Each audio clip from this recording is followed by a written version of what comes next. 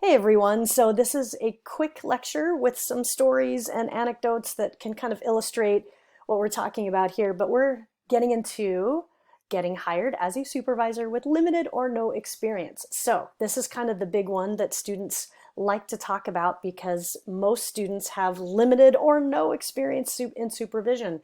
They may have done some projects or worked on teams or been in kind of a team leadership role, but not necessarily formally having people report to them, being in charge of their schedules or their projects, signing off on payroll, and leading a team. So this is an important part of how to grow in your career journey. With the right intention and preparation, convincing a hiring committee that you're ready to climb the ladder doesn't have to be a struggle.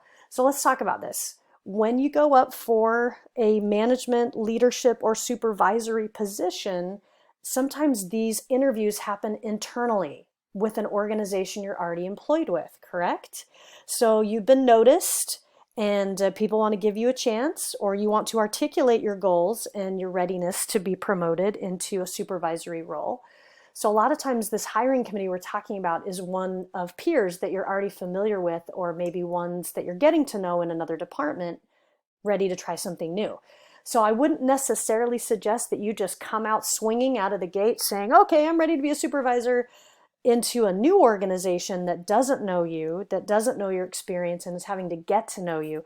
That's a much harder supervision position to get because you don't have a track record and you're really an unknown. And as you may understand, many organizations are much more comfortable working with known entities, with people that they've already become acquainted with, they've seen their work, they have confidence in their skills and meeting deadlines. And so more often than not, your supervision opportunity is going to come from within the organization. So just be patient, but realize there are chances to jump into supervision outside your organization. They're just a lot harder to persuade a hiring manager for, but you can demonstrate readiness on your resume and certainly articulate your vision and your skills in your interview, but just realize this is more of an internal promotion that we're talking about here than external. Often, unfortunately, there is a lack of formal training when it comes to getting someone ready for supervision. So for those emerging from subordinate staff positions, often a lack of training, especially in relating to others, is a skill gap.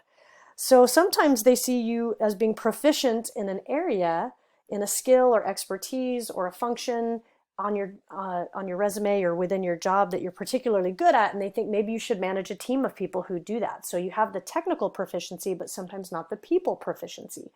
And organizations kind of hope that those people skills follow. And haven't we all had a boss like that, where we can tell someone got promoted because their technical expertise or their experience, but not because they were a good manager or a good supervisor? Eventually, they sometimes weed themselves out and they show that they can't perform in those roles. But a lot of times senior leadership is kind of hoping for a standout, for someone that can be both technically proficient in the job at hand, as well as well-oriented to people, relating to others, and being able to have the natural abilities to supervise, or at least abilities that can be grown, right?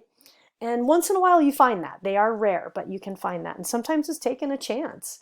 Now, there are informal opportunities that arise. So sometimes you're being tasked with meeting a deadline or working on a project or a team, and it's a chance for you to kind of flex your supervision muscles, right? So for you to kind of show your expertise, your commitment, your involvement, your creativity. And again, navigating a team is probably as close to showing potential for supervisory skills as you can get. So realize that, when you're put on those teams or on projects and some of these other things, that is kind of an informal chance to prove yourself as ready for promotion into a supervisory role. So don't take them for granted. And then just to follow up here at the bottom, it can also be very political, and navigating this culture can be a huge barrier for those wanting to move up. So keep this in mind. Some people are very natural at name dropping or getting recognized or working a room. They have charisma, they're likable, and they're just kind of people. Everybody knows them. Their work stands up on its own. They have a great track record, And they're the person that comes up when we talk about projects and growth and teams. I mean, their name is hanging in the air. And some people can do that really well. Other people really struggle to do that. They're not people that kind of name drop. They don't necessarily like to be out in front. They prefer more of a background role or a support role. And it can be really, really hard for them to just naturally self-promote and get out there. So you have to kind of think about the ways that are comfortable for you to be able to kind of get heard around the water cooler, right? And then these are kind of those political things that some people don't like, because politics in the workplace is about power. It's about gaining power and navigating the power and having some semblance of control over your work life, or control over the work lives of others. And it feels very daunting and very weird to be in charge of that. But just keep in mind what your own natural inclinations are for navigating your work culture and identifying the leadership and kind of hobnobbing with the leadership to start to put your name out there. You have to be brave and take some risks sometimes, but certainly those will open some doors. Also, you need to ask yourself why before how. So I tell people you need to do a lot of self-assessment and self-analytical thinking on your own resume, on your own career path. So why is leadership the right step in my career at this moment? That's the million-dollar question. And you may discover that it is not, that you may have some skill gaps that need to be addressed first, or maybe there just isn't an opportunity that's viable in the organization at this moment, and you need to be patient. And to press on the opportunity or to insist you get promoted might alienate leadership, especially if times are tight or if there are cutbacks, right? So you have to really think about timing for yourself and timing for your organization and make sure they line up.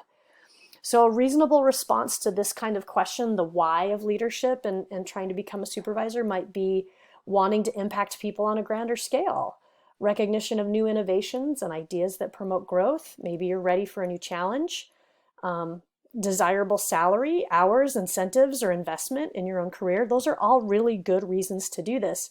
I wouldn't articulate to a hiring committee that you're bored. You can kind of say, I'm ready for a new challenge. But you don't want to implicate yourself in not being effective at your job, because people that are bored might not do good work. So be careful on how you describe yourself. Often high performers are promoted. Greater makers don't always make great managers. Again, that's someone who's technically proficient, but maybe they're not proficient at the people skills. And we've all had a boss like that, and it can be kind of miserable to work for them. So keep in mind that sometimes leadership is just hoping for that magic combination, that somehow someone grows into the role or through a little bit of training and experience can actually become a great manager. But they know that for every 5 people that are great makers, they might only get 1 or 2 who are great managers. It still might be worth the experience for them to try. Finally, realize that providing your subordinates the why of work, in addition to the how, matters too. So once you're in charge of people, a lot of times to get compliance and cooperation in the work they're going to do for you, meeting your deadlines and your goals and articulating that, is because they need to know the why.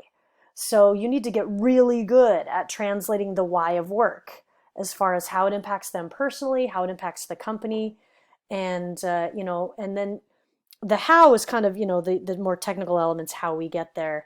The why is going to be kind of part of the motivation to help them do that. Middle managers, we call them the movers and the shakers. They serve 2 groups of people. They serve the senior leadership of the company who understand the big vision, and the employees they supervise, translating the vision into action. So they have to navigate the 2, which is not easy. Sometimes it is really hard to be between those 2 groups with competing interests and roles. So you have to be pretty sophisticated to do this. You have to connect the dots and redraw the lines and be willing to put things in terms of a way that can be understood by that different group with different goals. And again, that takes a lot of talent to do that and experience as well. But that's some of what your target should be if you're considering trying to get into a supervisory role is, do I have the skill set to both understand the big vision and then translate that vision into action for people that report to me? If you don't feel like it's there, what can you do to practice that? What can you do to develop that? One thing you can do is you can take on related roles, right? So these roles include assistant positions, trainers, support teams, developers, maybe task forces, committee chairs, a specialization role, right? Where you're kind of getting more in depth to the how. And that can also reveal the why of work and put you in contact with teams that you don't normally work with or tasks you don't usually do. Related roles also allow you to practice the skills of building consensus, acquiring partnerships, working with difficult people, and navigating interpersonal relationships. So this can also be a step in the right direction to getting into supervision and management. Finally, to wrap up, these are the characteristics that I want you to focus on when you are thinking about management or supervision. So you have to consider how you are as a strategic thinker, how you do with strategic thinking. If you can kind of think about the details that get you to the big goal, okay? And some of this is a little bit naturally competitive, right? Especially you might be just competing with other teams, you may be competing with time or limited resources, so you have to be really creative sometimes in your strategic thinking. You also have to be particularly good at risk management. In order to make big things happen, you have to operate in uncertain circumstances, right? So risk management has to do with knowing when to take the risks and when you shouldn't take the risks, when it might be too costly. And sometimes that means working with fewer people, working longer hours, trying to get a deadline hit before it might naturally be the best time to do that. So, I mean, you have to know how far can I push people before they revolt, right? Or is someone really getting bored and not giving me their best effort? Have I tried these two people working on a team together? Maybe they won't get along. Maybe there will be some fire or some friction.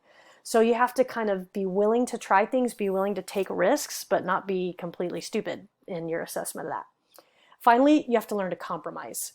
And again, some of those compromises might happen between you and your workers, or it might be between you and senior leadership on behalf of your workers. Or it could be between your workers and senior leadership, right? You're kind of that person that's really there to get the job done and meet both the vision and the action. So you have to be willing to negotiate for some things, to fight for your workers, but also push your workers to meet the demands of senior leadership. And sometimes that's really, really hard. So you have to kind of be a master negotiator. Learn to be okay with making decisions with limited information when time is of the essence. Employ critical thinking skills whenever possible. And we just did a whole module on critical thinking to really let you think about information, about depth and breadth, about assumptions, about purpose, about so many different things, the elements of thought, the universal standards of thinking, so that you can have those guidelines in place to try to make your best decisions whenever possible, and be very thorough in your reasoning to that decision. So hopefully you found this really useful.